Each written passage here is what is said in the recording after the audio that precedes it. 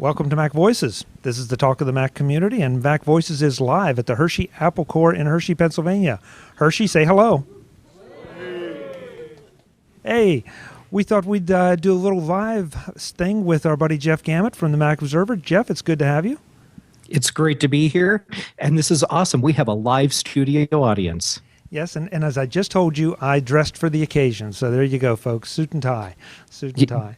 You really did dress nice. I feel underdressed now. Does it help that I'm wearing a clean shirt? It does. Well, you look very dapper in the black and white, I must say. I know it's slimming. Yeah. Jeff, your lighting looks really good. Mine's probably questionable because, of course, we're in the Hershey library and we have limited control in the light. So you're the star of the show anyway. So we'll just let you look good. But, you know, the thing is, after we tried this, was it a couple months ago? Yeah. And I was pretty much in a cave. I realized that all I needed to do was go rooting around all of my Halloween supplies. And I had all the lighting equipment I needed to make it look like I'm not in a cave. Well, you look good. I don't know what you're using, but it looks great. And the mic looks really impressive.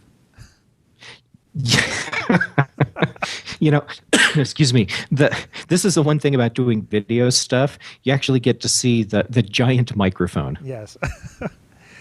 So you just got back from CES. How was it, both from the Mac perspective and just from the overall perspective? You know, CES is an interesting show. It's huge. You've been to the Vegas Convention Center before. Oh, yeah. And so picture the entire center completely full. And that's what CES is. So there's booths in every square inch of all three buildings. Plus, in that big atrium area that's between the North Hall and the Central Hall, booths in there too. As if that's not enough, they have booths overflowing into the Hilton, and then several companies had to set up suites in other hotels simply because there wasn't enough room. That's how big CES is. So this has got to create a giant logistical nightmare just trying to move around the things, especially like you if you have appointments with people you're trying to make. Oh, it's crazy. Absolutely. But there's so much stuff there. I mean, what else can you do? It has to be that big to accommodate everything. So it was cool to see so much stuff. And it was also interesting to see how the whole thing fit together with the Apple ecosystem. Because, you know, of course, we're used to Macworld Expo. And in comparison, Macworld Expo is a lot smaller. And that's saying a lot because Macworld Expo is not a small conference and expo. So let's just get right to it. How was CES from the Mac perspective, especially since iLounge did, well, the reports I've read have been pretty much that it was an iPhone and iPod booth. It really wasn't that much of a quote-unquote Mac booth. Oh, it was clearly an iPhone and iPod area on the expo floor, which was kind of interesting because so many companies were advertising products that fit with the iPhone in some way. So having that area where it was just completely concentrated was actually kind of nice. So yeah, so it was basically an iPhone and iPod section in the North Hall with a couple companies that also happen to make Mac-compatible products too. For those of us that have been to Macworld, can you give us an idea of what the size of the iLounge booth was? Does it compare to, say, the Apple booth or an Apple booth and a half or half of Moscone or what?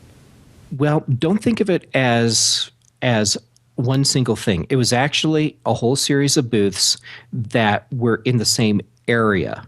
And that's what the iLounge Pavilion was. There was nothing set up to really differentiate it from any other part of the expo floor, except that when you looked up above to where the booth numbering system was, on the bottom of the banners, it said iLounge. Got it. So yeah, so it wasn't like you went through a magical gateway and then suddenly you're in Apple and iPod land. And honestly, if you didn't look up and see the banners up ahead with iLounge on them, you probably wouldn't even realize you'd walked into that part of the expo floor. So in Macworld Expo, you have that that kind of mini booth pavilion area for small developers. That's about the size of what this was. So in essence, it was part of what you would have in the North Hall at Moscone for Macworld Expo. You mean it was the size of Tiny Town? Now, which tiny town are you referring to? Because I have a tiny town here. No, too. I meant the one at Expo. Oh yeah. It was kind of like it was bigger than that, but not a lot. Wow. Okay, so that's not much at all in the show that you just described.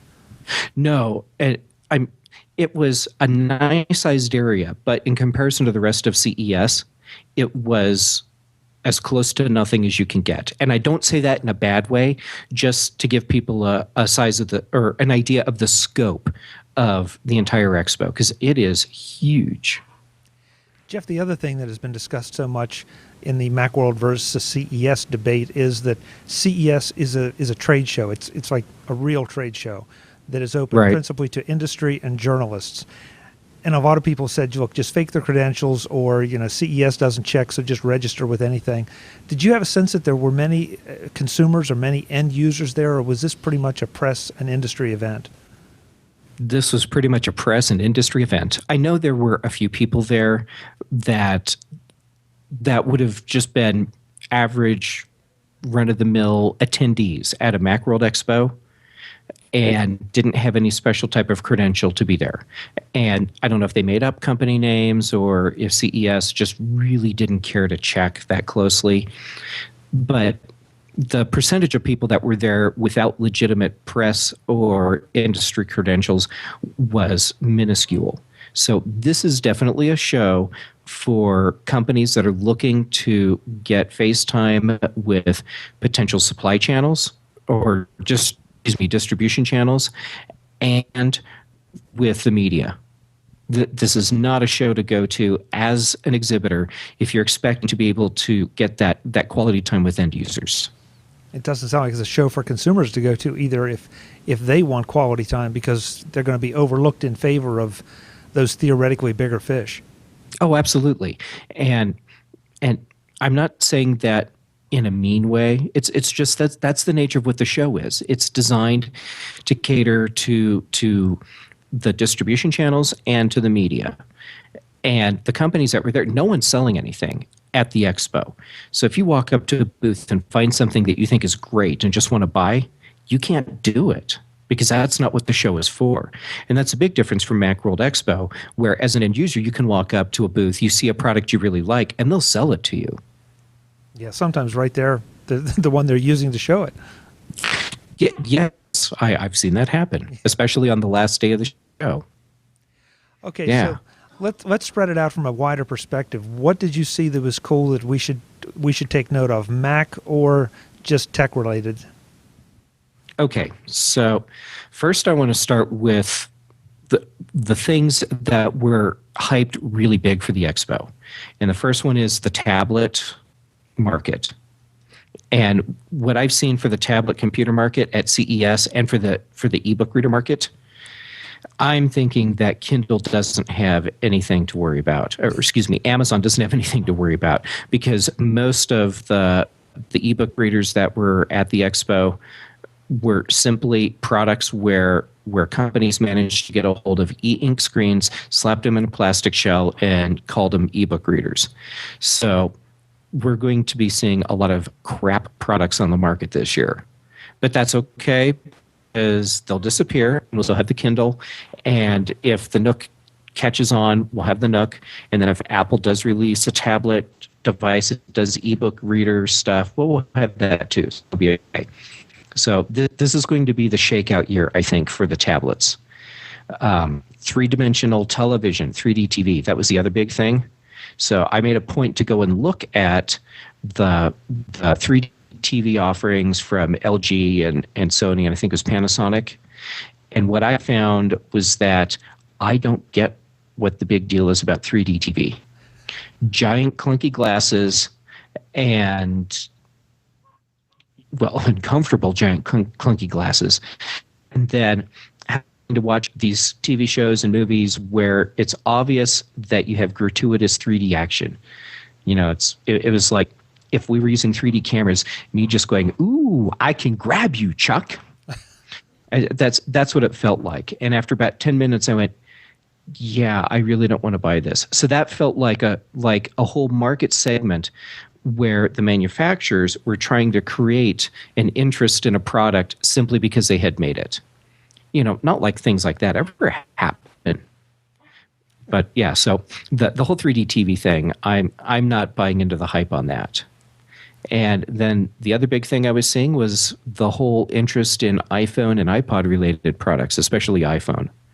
And it seems everyone had a case to sell. And I mean, I'm not kidding. You go to booths that were selling DVD players and iPhone cases.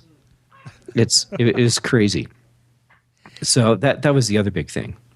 Jeff, what was the reaction on the show floor to Steve Ballmer's keynote?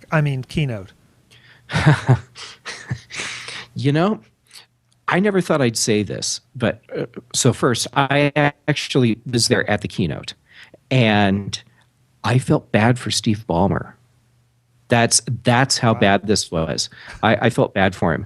Okay, it starts off with the power going out. And they were already running late, so they're about 5-10 minutes late, and the power goes out to the stage. And so then we spend the next hour just watching this whole thing where you have the IT guys running out from in back and doing stuff at the computers and then disappearing and then coming back and doing stuff at the computers, and lights would come on and disappear, and those massive displays they had at the back of the stage, a bank would come up and then disappear, and it just went on and on. And it started off as an abysmal train wreck. And then when they finally get everything up and running, Balmer comes out and they start the whole presentation. And I feel bad saying this, but I was laughing. And it's because it was already a ridiculous comedy of errors. But then when Steve Ballmer comes out and starts talking, I'm laughing louder. And that's because Brian Chaffin and I do the Apple Context Machine podcast, and Brian does his own impression of Steve Ballmer, which sounds very Muppet-like. And so every time Steve would start talking, I was visualizing Brian doing his impression of Steve Ballmer, which is far more entertaining than watching Steve Ballmer. So I'm laughing at Steve Ballmer's expense, and that wasn't right, but I couldn't help myself. The presentation itself felt like they took the keynote, the PowerPoint presentations that they would use as promotional materials for channel partners, strung them all together end to end, and called it a keynote. And that's really what it felt like. And when it came time to show off the new smartphone running Windows, Balmer reaches in his pocket, pulls it out, does like that, and it's gone. And I'm not exaggerating. It was almost that fast. And I was live tweeting the whole thing. And I had looked down at my keyboard to make sure that I was typing correctly on my iPhone. And so I go like this, look up, and it was about that fast. He had brought the phone out while I looked down. When I looked up, it went away. So he demoed a phone by pulling it out of his pocket and saying, "Here it is," and putting it away. And then when it came time to demo the Slate computers from HP and two other companies, okay, that's how quickly he went through them. He names 3 companies, says them so fast, I don't hear the first 2, but I knew HP was going to have something there, so I caught HP. He picks up the HP Slate off of the table, shows a couple things on it, most notably the Kindle ebook reader software running on it. So he's showing it running as a Kindle competitor, and then sets it down. Now, the amount of time it took me to describe this to you is probably equal to the amount of time he actually spent on all of those tablets, and then was off. It was not a compelling keynote at all.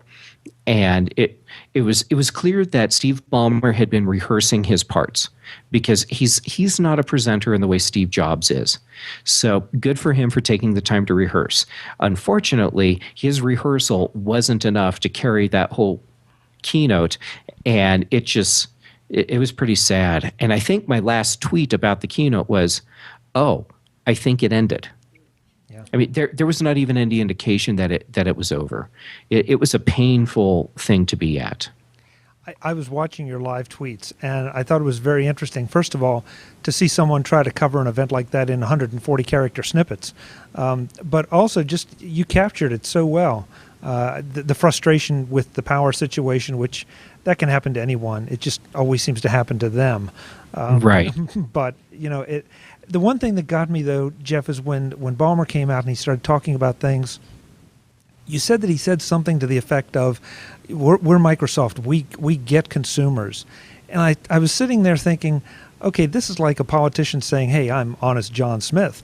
There's just something wrong with it, that he has to declare that Microsoft understands consumers, trying to convince us they understand consumers, when from what I got from your tweets and from all the other coverage, it was rather sad. It was. It was clear that the message they were trying to present at the beginning was not an affirmation of what they're doing. It was an attempt to get people to believe they're doing that. Now, Microsoft, as a company, they may really believe that they have their pulse on what customers want. So when Balmer was saying that, he may very well have really meant it. But for those of us that can step back from the company and look at the bigger picture, Microsoft as a company has a long way to go before they really get customers and really get how to provide products that the public is really looking for. Yeah. We'll see if they can make it happen. Jeff, how about any other show picks? I mean, again, we talked about the iPod cases and the iPhone and that kind of thing. One thing I noticed about some of the big media coverage, there were 4 or 5 things that I thought looked really interesting. They all escape my mind right now except one, and that was HD video over the air that you could broadcast through an HDMI setup, signals to any TV in your home without any wires at all. So basically, you really could hang a TV on a wall like a picture. And when they got to the point of how much does it cost, when's it coming out, this is a prototype. We don't have any plans to bring it to market yet. 5 or 6 of those, and I stopped paying attention. I get the sense that this is almost becoming a prototyping show. That's a really good observation. I felt like I was at the Vaporware Expo. I mean, really, the number of booths that I went to where companies were showing off products that didn't exist was astounding. I would say a substantial majority of the companies that I spoke to showed me products that don't exist. They would have mock-ups, and it got to the point when a company would show me something and they'd put a product in my hands to look at. I'd have to ask them, is this a prototype? Is this a mock-up? And the times when the PR people would say, no, actually, that's the real thing, I was always surprised. It was clearly a show that was full of products that don't exist, that aren't shipping, that are nice ideas. And it wouldn't surprise me if a lot of these companies are coming up with things so that they can potentially one-up their competition on the expo floor. Maybe they do some of this stuff to try and get feedback from their channel partners and from the media, and then they see what people get excited about and then run with that. I don't know. Jeff, yeah. I'm sorry. Go ahead. Oh, no, I was just going to say that it was very frustrating to wander the expo floor and take time to talk to companies about their products, only to find out that the product they're discussing with me isn't even real. I talked to Tanya Angst last night, and it was interesting to get her perspective from a distance because she wasn't there. I think her phrase was the silliness of CES. That in a lot of cases, it seemed like companies were just throwing together pieces of technology, and the one that she was pointing out was the Ford product, the Ford onboard system, which I don't want to slam anybody's product because I haven't seen it, but it does seem like there are a lot of people out there creating things by just taking whatever's available and throwing them together to see what happens, see if something might stick, and really not thinking it through the way that we as Mac users are used to seeing Apple do it, that they've thought about almost everything we could possibly do with it and addressed our concerns. Yeah, how about that? Welcome to CES. Yeah, okay, so now, okay, this is funny me saying this because I don't speak German, but for people that speak German, you understand that the way the German language works is they take words and go, what happens if we smash them together? Bam! And they make new words. And and it's just this kind of conglomeration of accidental intersections of words. Okay, CES is the same way with technology, where you get companies that go, I've got this and I've got this, bah, and they smash it together, and then they put it out on the expo floor and go, look what we made. And do you I want mean, there it? was a lot of that. Yeah, and do you want it?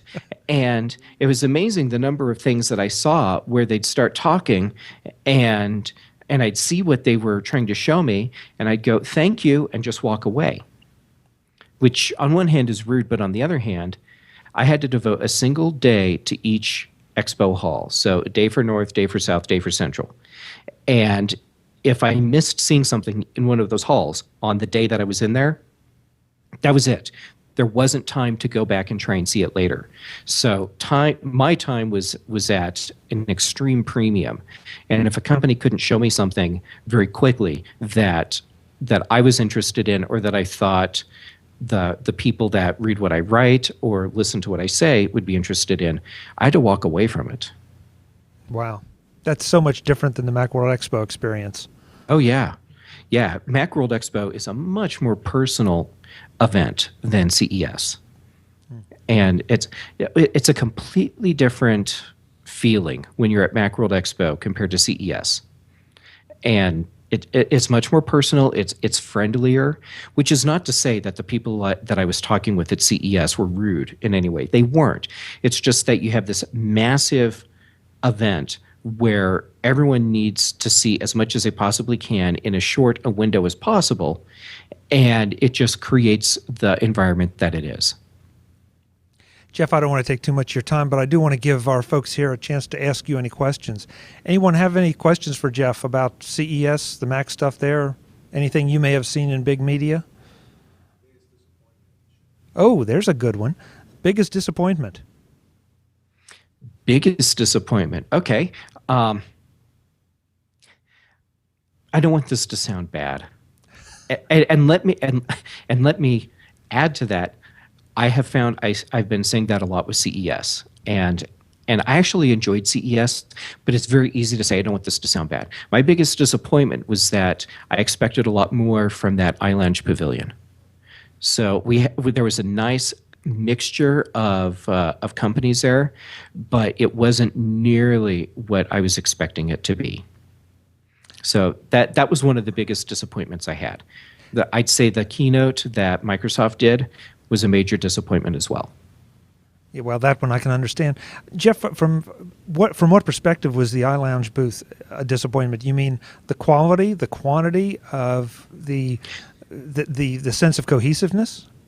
Well, it was built up to be a lot more than it turned out to be, which is not a reflection on any of the companies that actually had booths there. Because for a lot of those companies, they were at the right place to accomplish the goals that they had set forth. So good for them. It was just the overall feeling where it had been built up, where it was going to be like this special area where it's very distinct, and it was going to have this elite group of companies that was kind of set apart. And when I first picked up my set of maps, and I believe, no kidding, I believe I have 6 maps, full-size maps, to cover the expo floors. And I went through all the maps trying to find the iLounge pavilion and couldn't figure out where it was on any of the maps. And so I started going through looking for company names that I recognized, then was able to finally figure out where it was on the maps. So it felt like it was an idea that didn't gel the way everyone hoped it would. And I think part of that's because this year was an experiment, I think, for a lot of these companies, because we have the whole change with Macworld Expo, not having Apple at the event anymore. And a lot of companies got kind of worried about that. And I understand, because there's a lot of money involved in going to any type of trade show or expo. So some companies were getting worried. And some of those companies decided that they would try an experiment, which is to go to CES and see how that And so I think there was a lot of people that were there as vendors that were really kind of nervous because they didn't know if they'd spent their money in the right place. And they won't know until Macworld Expo wraps up in February whether or not they made the right decision. So there was a little bit of tension there too. It'll be interesting to see how it shakes out. And your point's well taken that it's a little premature for anyone to declare any of it a success or failure. We still have to go to San Francisco and see how that's going to play out. Right, right. And I'm really glad that I was able to go to CES and I will be at Macworld Expo so that I can do my own hands-on comparison between the effectiveness of the shows. And, and honestly, I think that as long as companies are picking the right venue, meaning going to CES because they want to focus on distribution channels, or Macworld because they want to focus on face-to-face time with customers, great. I think there's room for both expos, and I don't see any reason why they can't coexist for years to come. Sounds good to me. Well, we got to get together after Expo. I mean, obviously we'll see each other there, but get together afterwards and debrief and get your decision on how it all shaped out between the two. I would love to do that because it's fun. And hey, getting to hang with you, how cool is that? Which just goes to show how sad a life you have, Jeff. Hey, thanks for joining us. We really appreciate you being our guest speaker at Hershey and for appearing on MacVoices. Hey, I am more than happy to do it. Anytime, you just let me know, and I'm here for you. Great. I'm Chuck Joyner. This is the Talk of the Mac Community, Mac Voices. You've been hearing from Mr. Jeff Gamet of the Mac Observer. Check the Mac Voices website for links to everything we just talked about, including links to follow Jeff on Twitter, to follow me on Twitter, to check out the new Mac Voices iPhone app, and everything else. Until the next time, thanks for listening.